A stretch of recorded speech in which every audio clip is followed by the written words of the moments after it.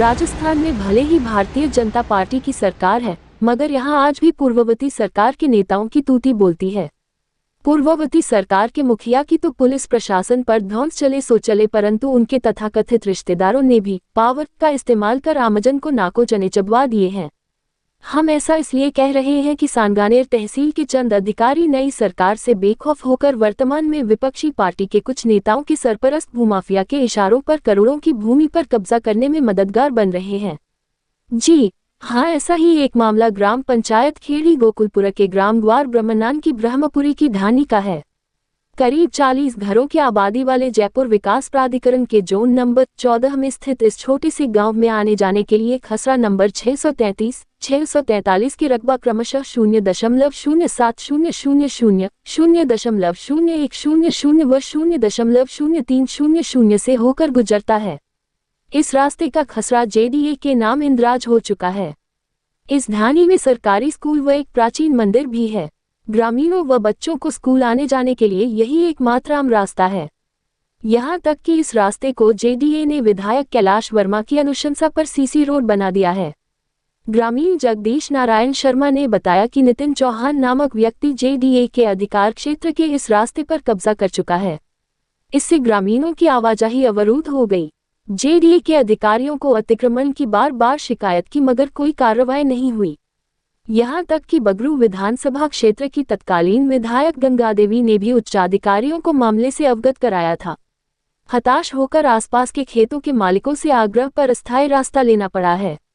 उधर नितिन चौहान ने जेडीए की भूमि पर अतिक्रमण के आरोपों को निराधार बताया। उन्होंने कहा कि नक्शे में उक्त भूमि मेरी मां के नाम से है।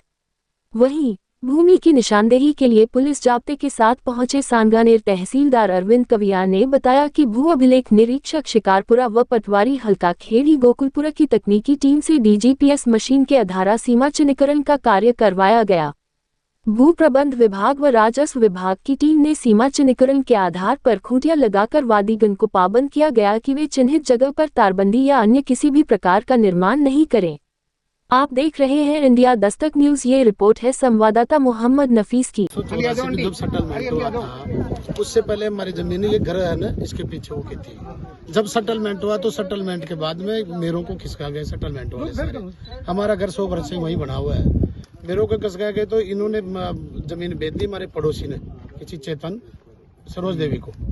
तो वो आज कब्जा करने की नियत से न तो बेदखली का दावा ला रहे, न कुछ कर रहे हैं। हमें बेदखल करते हैं, हमें परेशान करते हैं बहुत बुरी तरह।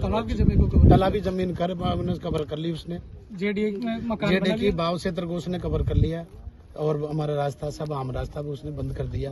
और आज हमारे घर को भी वो छीनना चाह रहे हैं। रसूखदार है, हाँ जमाबंदी पुरानी भी है।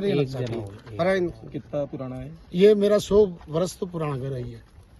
100 साल से हम रह रहे हैं। आपने थोड़ी बेचा ये? नहीं बेचा नहीं है हमारा। जमीन कसका दिया मामला कोर्ट में नहीं, मामला कोर्ट में चालू है। 4 कोर्टों में चालू है। कोर्ट ने क्या तारीख दी है? कोर्ट ने ये 31 तारीख और 29 तारीख दी है। तो उससे पहले ये कैसे कर रहे हैं? ये नाप रहे जबरदस्ती, ये बेदखली कर रहे हैं। हमको घर हमारे जो बाहर निकाल रहे हैं, इधर अंडियारी बाहर निकाल रहे हैं हमको घर से। मतलब ऊंचे पैसे वाले रसूखदार है जो जमीनें खरीद कर जमीनों का धंधा करते हैं। ये कौन है? ये नितिन चौहान है, सरोज देवी का पुत्र है नितिन चौहान। टोंक फाटक के रहने वाले हैं। कभी गहलोत की धमकी देता है, कभी मुख्यमंत्री की धमकी देता है, कभी किसी की धमकी देता है। अरे पूछो तो सर, ये अरे ये और कहता है मारने की धमकी देता है। बोले अम्मा बात है, कहीं मिल जाओगे तो खत्म कर दूंगा। महिलाओं की सीढ़ी बना रखा है इन्होंने। महिलाओं की सीढ़ी बनाता है। ये क्या है मुझे पता नहीं है। आप ये देखो ना, पढ़ो ना। क्या आदेश है इसमें? पढ़िए आप क्या लिखा है। सुनो इसमें पढ़िए क्या लिखा है। आप मुझे बताइए। ये आदेश नहीं है, कोर्ट का आदेश नहीं है। ये आदेश नहीं है। 31 तारीख की सुनवाई नहीं है ना। ये 31 तारीख की सुनवाई है। इसका मतलब सुनवाई तो 50 कोर्ट में हो सकती है। जब तक कोर्ट का आदेश कोई नहीं आया, जब तक आप क्या कर सकते हो? आज आप मैं आपके मकान पे जाके हम वही पूछ रहे हैं कि जब तक कोर्ट का आदेश है, कोर्ट में सुनवाई होनी है, उससे पहले ये काम नहीं। कोर्ट में क्या सुनवाई होनी है? कोर्ट में क्या सुनवाई होनी है आप ही बताइए।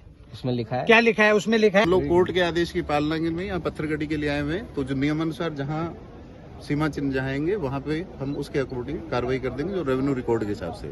सिंपल। सर जिस पार्टी का यहाँ मकान बना हुआ है वो कह रहे कि हमारे पास जमाबंदी है ऑलरेडी पहले से। वो कोर्ट में जाए, हम तो कोर्ट के आदेश की पालना कोर्ट करने। में मामला चल रहा है अभी। तो मामला चल रहा है तो कोई बात नहीं, जैसे कोर्ट उनमें आदेश करेगा उसके अकॉर्डिंग कार्रवाई हो जाएगी। सिंपल। अभी कोर्ट का आदेश है पत्थरगड़ी करने का, तो पत्थरगड़ी का सिंपल मतलब इतना सा है कि जहाँ तक इनके रेवेन्यू रिकॉर्ड के यहाँ से आता है उसको हम नाप के बताएंगे ये यहाँ तक है। न कोई किसी तरह के कब्जे का इशू है, न कोई कब्जा करेगा, न 128 में किसी तरह का कोई कब्जे का प्रावधान है, ना कब्जा दिलाया। पत्थरगड़ी 128 में सिंपल इतना सा है कि जहाँ रेवेन्यू रिकॉर्ड के हिसाब से जो खसरा जहाँ तक आता है हम उसको नाप के बताएंगे कि ये खसरा यहाँ तक सर वो आता कह रहे है। हैं कि जमाबंदी हमारे पास ऑलरेडी यहाँ की है, कचरा नंबर हमारा है, उसके बावजूद यानी कि वो जो नक्शा है वो कैसे चेंज हो गया उसका? नक्शा चेंज हो गया तो नक्शा दुरुस्ती का दावा चल करो आप कोर्ट में, वो हो जाएगा वापस दुरुस्त। कहाँ दिक्कत है उसमें?